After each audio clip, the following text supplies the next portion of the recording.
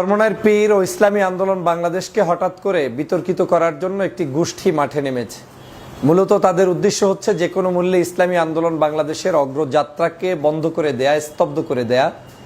সহজ এই কাজটি করার জন্য তারা যে হাতিয়ার হিসেবে ব্যবহার করছেন সেটা হচ্ছে এই দলটি আওয়ামী লীগের দালাল, শেখ হাসিনার দালাল, এবং এই দলটি আওয়ামী লীগের অধীনে নির্বাচনে অংশগ্রহণ করেছে। তাহলে আমাদের জেনে নেওয়া দরকার যে আসলে ইসলামী আন্দোলন বাংলাদেশ আওয়ামী লীগের অধীনে কোন কোন নির্বাচনে অংশগ্রহণ করেছে এবং করেননি, কেন তারা হঠাৎ করে এই বিতর্ক সৃষ্টি করে সহজ সস্তা জনপ্রিয়তার জন্য মাঠে নেমেছেন, সে বিষয়ে আমাদের একটু হলেও জানা দরকার। আমি শুরুতে সারসংক্ষেপে একটা কথা বলি।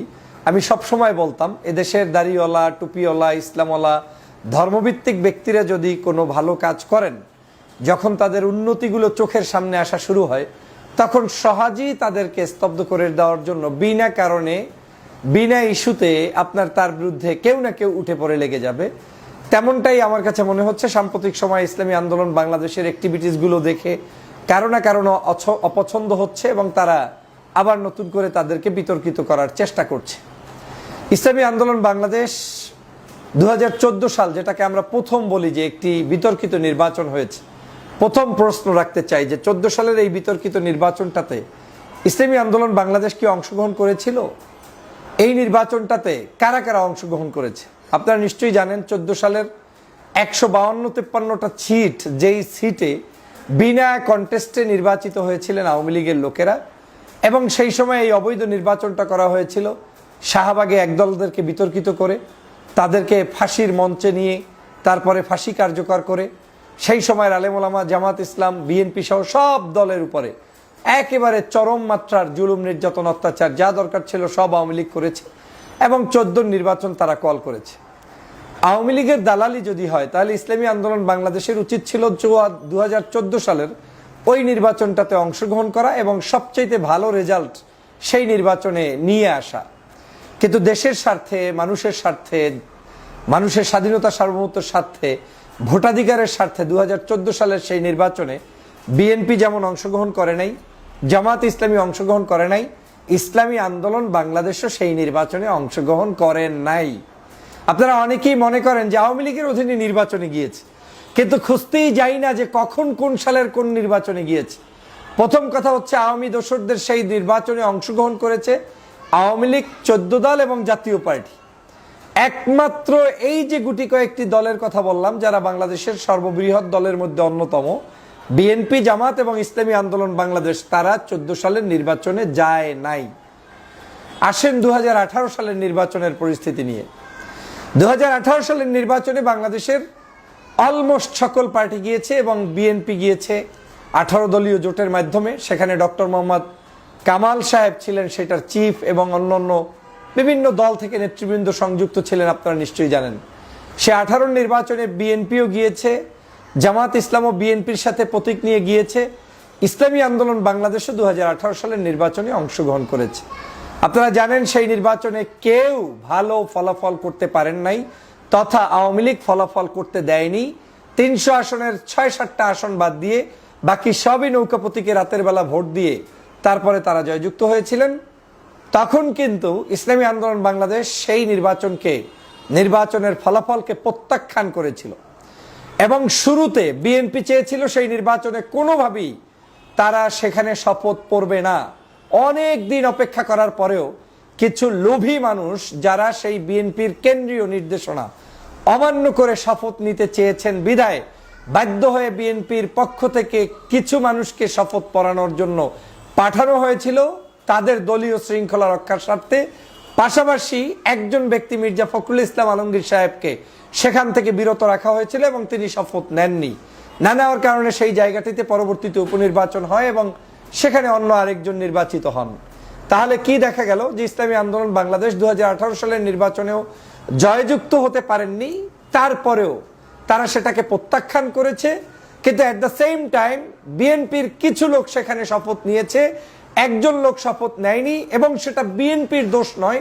কিছু লোভী নেতা যারা চেয়েছেন সেই সময় শপথ নেওয়ার জন্য তারা কিন্তু তখন শপথ নিয়ে গিয়েছেন। তার মধ্যে একজন আপনারা জানেন যে ইতিমধ্যেই বিতর্কিত হয়ে মৃত্যুবরণ করেছেন, তিনি এখন দুনিয়ায় নেই। আল্লাহ তাকে জান্নাত ফেরদৌস নসিব করুক। সেই অ্যাডভোকেট সত্তার সাহেব, উকিল আব্দুল সত্তার, তিনি শেষ বয়সে এসে বিএনপি থেকে যখন নেতারা আপনার কি বলে এই সরকার পতন হওয়ার মানে 24-এর নির্বাচনের 1 বছর আগে 10ই ডিসেম্বরকে কেন্দ্র করে যখন তারা সংসদ থেকে পদত্যাগ করলেন, তখন ওই উকিল আব্দুল সত্তার সাহেব পদত্যাগ করেছিলেন বিএনপির হিসাবে, কিন্তু পরে আবার তিনি স্বতন্ত্র হিসাবে নির্বাচন করেছিলেন। তাহলে সেখানেও ইসলামী আন্দোলন বাংলাদেশের কোনো ধরনের কারো প্রতি আপোষকামিতা ছিল না। 2024 সালের নির্বাচন হয়েছে, 2024-এর জাতীয় সংসদ নির্বাচনে বাংলাদেশের কোনো রাজনৈতিক দেশপ্রেমিক রাজনৈতিক দল যায়নি। গিয়েছে কারা? সেই আগের মতো আওয়ামী লীগ 14 দল এবং সেই শেখ হাসিনার পাল্লক জাতীয় পার্টির এই সদস্যরা, এবং তারা দেশে বিদেশে বিভিন্ন জায়গা থেকে এসে বাংলাদেশে নির্বাচনের প্রাক্কালে বলেছিলেন যে ভারত থেকে আমি ঘুরে এসেছি, আমরা বলতে চাই না কি আলোচনা হয়েছে। তাহলে সেখান থেকেই বোঝা যায় যে আওয়ামী লীগ, জাতীয় পার্টি এবং আরো কিছু রাজনৈতিক দল, সেই 14 দল যারা ছিলেন শেখ হাসিনার সহযাত্রী, তারাই কিন্তু 2024-এর নির্বাচনে অংশগ্রহণ করেছেন। করেন নাই কে? করেন নাই ইসলামী আন্দোলন বাংলাদেশ, বিএনপি, জামাতে ইসলামী সহ দেশপ্রেমিক অনেক রাজনৈতিক দল, তারা কিন্তু সেখানে অংশগ্রহণ করেননি। তাহলে তাকে কেন আওয়ামী লীগের দোসর বানানোর জন্য চক্রান্ত হচ্ছে? বলা হচ্ছে তিনি নির্বাচনে অংশগ্রহণ করেছেন। তাহলে আমি আপনাদের কাছে জানতে চাই, নির্বাচনে অংশগ্রহণ যদি ইসলামী আন্দোলন করেই থাকে, তাহলে আমরা যাদের জন্য মেয়রের জন্য আন্দোলন করছি এখন, ফর এক্সাম্পল চট্টগ্রামের ডাক্তার শাহাদাত সাহেবের মেয়রের জন্য আন্দোলন, ঢাকা সিটি কর্পোরেশনে আমাদের প্রিয় ভাই এরশাদ ভাইয়ের জন্য আন্দোলন, এরকম করে বিভিন্ন সিটি কর্পোরেশন নির্বাচনগুলোতে তাদের সেই সকল ব্যক্তিদের মেয়র হওয়ার জন্য আমরা আন্দোলন করছি, সংগ্রাম করছি।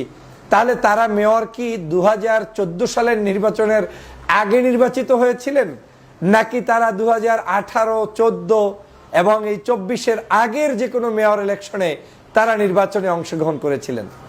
যদি তাই হয়, তাহলে বাংলাদেশের সকল রাজনৈতিক দল থেকেই কখনো কারো দলীয় সিদ্ধান্তের আলোকে 2-1টি নির্বাচনে তারা যায়নি, আবার কখনো তারা দলীয় সিদ্ধান্ত শিথিল রেখেছে, কেউ নির্বাচনে গিয়েছে, আবার কখনো কখনো দলের নাম নিয়ে সরাসরি অংশগ্রহণের সুযোগ ছিল, সেখানে তারা অংশগ্রহণ করেছে।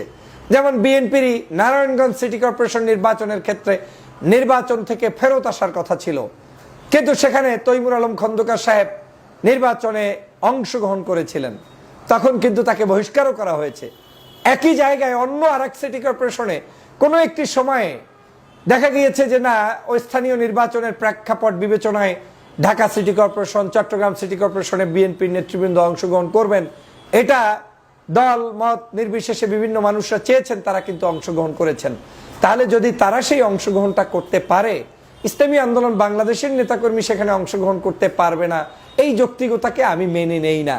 তবে ইসলামী আন্দোলন বাংলাদেশ সর্বশেষ যে বরিশাল সিটি কর্পোরেশন নির্বাচন সহ বিভিন্ন জায়গায় নির্বাচন হয়েছিল, সে কারণে কিন্তু তখন তারা আলোচিত হয়েছিল, সমালোচিত হয়েছিল।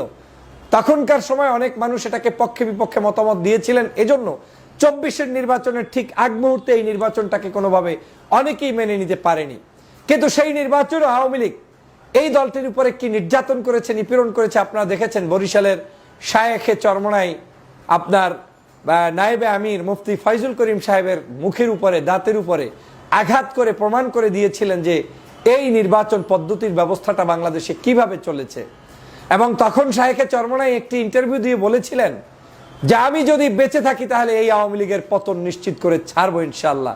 এবং আমি তখন সর্বপ্রথম তুরস্ক থেকে লাইভে এসে তার পক্ষে দাঁড়িয়ে কথা বলেছিলাম, যদিও ওই নির্বাচনের পক্ষে আমি ছিলাম না, কিন্তু কেন বলেছিলাম যে শেখ হাসিনার অধীনে একজন ব্যক্তির দাঁড়ানোর পরে এই পরিস্থিতি যদি হয়, একজন বিখ্যাত পীর এবং একটি দলের নেতাদের, যেখানে বিএনপির প্রার্থী ছিল না, জামাতের প্রার্থী ছিল না, সামান্য আপনার একজন চরমনের প্রার্থীকেও আপনি মানতে পারলেন না, এটার দ্বারা বাংলাদেশের গণতন্ত্রের জন্য, আপনাদের জন্য নির্বাচনে অংশগ্রহণ না করলেও আমাদের বিশ্বব্যাপী এবং দেশের বিভিন্ন জায়গায় নির্বাচন পদ্ধতিটাকে ফুটিয়ে তোলার কিন্তু একটি উপায়ও হয়েছিল এই নির্বাচনের মাধ্যমে। কারণ ওই নির্যাতন, অত্যাচারটা কিন্তু জাতির কাছে বিভিন্ন জায়গায় প্রশ্নবিদ্ধ হয়েছিল। এক বাক্যে বলতে গেলে সেই নির্বাচনটাও তারা অংশগ্রহণ করেছে, সেটাকে আমি তাদের রাজনৈতিক সিদ্ধান্ত বলবো, সেটাকে আমি দোষের কোনো সিদ্ধান্ত বলবো না। যদি ওই নির্বাচনটাকে আমি দোষের বলি, তাহলে এর পূর্বে ডাক্তার শাহাদাত এবং আপনার কি বলে আমাদের ঢাকা সিটি কর্পোরেশনের মেয়র হিসেবে যারা দাঁড়িয়েছিলেন, তাদের কেউই কিন্তু কোনোভাবে সঠিকভাবে নির্বাচনে দাঁড়ানোর রাইট রাখেন না। কিন্তু তারাও যখন দাঁড়িয়েছেন, শুধু তারাই না, বাংলাদেশের বিভিন্ন জায়গায় আমরা দেখেছি চরমনাইরও যেমন অনেক মেয়র চেয়ারম্যান নির্বাচিত হয়েছেন, পাশাপাশি জামাত ইসলামেরও কিছু মানুষ নির্বাচিত হয়েছেন, পাশাপাশি বিএনপিরও অনেক মানুষ নির্বাচিত হয়েছেন জায়গা বিশেষে। কিন্তু যে হারে তাদের নির্বাচিত হওয়ার কথা সেটা হতে পারেন নাই। যেমন প্রত্যেকটি জায়গায় সাধারণত মানুষের বিশ্বাস বিএনপি, জামাত কিংবা বিরোধী মতের মানুষরা নির্বাচিত হবে, কিন্তু ভোট কারচুপির কারণে হয়তো দেখা গিয়েছে 100-র মধ্যে 2-4টা জায়গায় হয়তো কোনো ইউনিয়ন পরিষদে কিংবা উপজেলা পরিষদে কিংবা সিটি কর্পোরেশনে বিভিন্ন জায়গায় তারা নির্বাচিত হয়েছিলেন, অথবা তাদেরকে নির্বাচিত হওয়ায় বাধাপ্রাপ্ত করা হয়েছে। তো আমি সে কারণে বলছি যে চরমনাইকে নিয়ে নতুন করে তাহলে এই ষড়যন্ত্র কেন?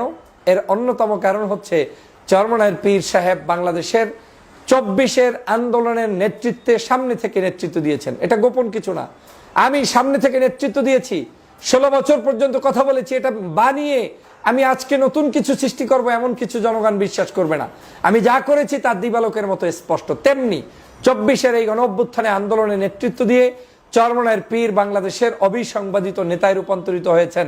ছাত্র জনতার কাছেও যেমন স্বীকৃতি লাভ করেছেন, বাংলাদেশের পজিটিভ রাজনীতিতেও তাদের এন্টার হয়েছে, প্রবেশ হয়েছে, এবং সেটাকে অনেকেই হয়তো সহ্য করতে পারছেন না। আপনারা আসলে মূল উদ্দেশ্যটা কি? আপনারা চান কেওয়াজ লাগিয়ে রাখতে, আপনারা চান অনৈক্য তৈরি করতে, আপনারা চান যে আজীবন জামাত, হেফাজত, চরমনাই একে অপরের পিছনে লেগেই থাকুক, আপনারা চান না যে ঐক্যবদ্ধ হোক। সে কারণেই এই ষড়যন্ত্র নতুন করে তাদের বিরুদ্ধে করা শুরু করেছেন। যদি আপনি চরমনাইয়ের পীরকেই মনে করেন যে আওয়ামী লীগের দালাল, তাহলে আমি বলে করব যে গত 16 বছরে কম বেশি সব রাজনৈতিক দলের নেতারাই আওয়ামী লীগের দালাল ছিলেন। কারণ সাধারণত একটি সিটি কর্পোরেশনের নির্বাচনের অংশগ্রহণকে কেন্দ্র করে আপনি তাদেরকে দালাল বললে আপনারা যেগুলোতে অংশগ্রহণ করেছেন সেগুলো কিসের ভিত্তিতে করেছিলেন? দ্বিতীয় বিষয়টা হচ্ছে দাড়িওয়ালা, টুপিওয়ালা, ইসলাম প্রিয় জনতা যখন একটু অগ্রসর হয় আমরা তাদেরকে বিতর্কিত করার চেষ্টা করি। অথচ আজকের এই বাংলাদেশে এই মুহূর্তে যেই দলটি সবার আগে নিষিদ্ধ হওয়ার কথা ছিল, জাতীয় পার্টি, যেটা আওয়ামী লীগের সরাসরি দোসর, 16 বছর পর্যন্ত যেই দলটি বাংলাদেশে অন্যায়ভাবে চাপিয়ে দিয়ে আওয়ামী লীগকে ক্ষমতায় রেখেছে, সেই দল কিন্তু এখনো মিছিল করে, মিটিং করে এবং স্বপ্ন দেখে আগামীতে আবার নির্বাচনে অংশগ্রহণ করবে। আমি এই দলের কোনো ব্যক্তিগতভাবে কারোর সাথে আমার শত্রুতা নেই, বরং বন্ধুত্বপূর্ণ সম্পর্ক আছে। কিন্তু আমার খারাপ লাগে তখন যখন আমি দেখি যে দোসররা মুক্তি পেয়ে যায় আর প্রকৃত দেশপ্রেমিকদের বিরুদ্ধে ষড়যন্ত্রে কেউ না কেউ মাঠে নেমতে পড়েছে। আপনারা নিশ্চয়ই দেখেছেন চরমনাইয়ের পীর সাহেবের কাছে জামাত ইসলামের আমির ডাক্তার শফিকুর রহমান সাহেব যাওয়ার পর থেকে জামাতের সাথে চরমনাইয়ের সাথে একটি সৌহার্দ্যপূর্ণ সম্পর্ক বৃদ্ধি হয়েছে, এবং সেটার একটি ফলপ্রসূ রেজাল্ট আমরা দেখেছি সোহরাওয়ার্দী উদ্যানে। সকল ইসলামপন্থী রাজনৈতিক দল এবং দেশপ্রেমিক বহু রাজনৈতিক দল সেখানে অংশগ্রহণ করেছে। এই ঐক্যবদ্ধ বাংলাদেশই আমরা চাই, হাসিনার বিরুদ্ধে ঐক্যবদ্ধ বাংলাদেশী আমরা চাই, আওয়ামী লীগের বিরুদ্ধে ঐক্যবদ্ধ বাংলাদেশী আমরা চাই। কিন্তু কারা, কেন হঠাৎ করে এই বিতর্ক সৃষ্টি করছেন? কেন? বিএনপির মহাসচিব মির্জা ফখরুল ইসলাম আলমগীর সাহেব চরমনাইয়ের পীর সাহেবের কার্যালয়ে গিয়ে যখন উপস্থিত হয়েছেন, নামাজ পড়েছেন পাঁচকল্লি টুপি মাথায় দিয়ে, এবং তিনি সেখানে সৌহার্দ্যপূর্ণ বৈঠক করে দুইজনে যৌথ সম্মেলন করেছেন, সেটা কি পজিটিভ দিক নয়? নিশ্চয়ই সেটাও একটি পজিটিভ কাজ।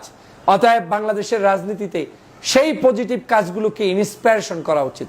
কিন্তু যখনই আমার দলে কেউ থাকলে মারহাবা, আর আমার থেকে একটু ভিন্ন আদর্শ পোষণ করলেই একেবারে নিন্দাবাদ, তাহলে এটার নাম রাজনীতি নয়, বরং আমি মনে করি এটা এক ধরনের স্বার্থন্বেষী কার্যক্রম। বাংলাদেশে টকশোতে, অনলাইনে নতুন করে ইসলামী আন্দোলনের যে কার্যক্রম শুরু হয়েছে এবং বাংলাদেশের রাজনীতিতে তাদের যে প্রবেশ শুরু হয়েছে, প্রত্যেকটি পদচারণায় তারা যে আজকের বাংলাদেশের মানুষের কাছে একটি উল্লেখযোগ্য নামে রূপান্তরিত হয়েছে, সেটা একমাত্র কিছু নাস্তিক্যবাদী দালালদের অপছন্দের কারণ। সে কারণেই চরমনাইয়ের বিরুদ্ধে, ইসলামী আন্দোলনের বিরুদ্ধে আওয়ামী ট্যাগ লাগিয়ে একটু শান্তি পেতে চান। কিন্তু আপনাদেরকে হুঁশিয়ার করে দিয়ে বলতে চাই, ইসলামী আন্দোলন বাংলাদেশের চরমনাইয়ের পীরের কর্মীরা 5ই আগস্ট বাংলাদেশ থেকে হাসিনাকে তাড়িয়েছে এবং তাড়াতে সাহায্য করেছে। আর 5ই আগস্টের পরে আন্দোলনের কর্মীরা আরো নতুন করে বাংলাদেশের রাজনীতিতে সক্রিয় ভূমিকা পালন করছে।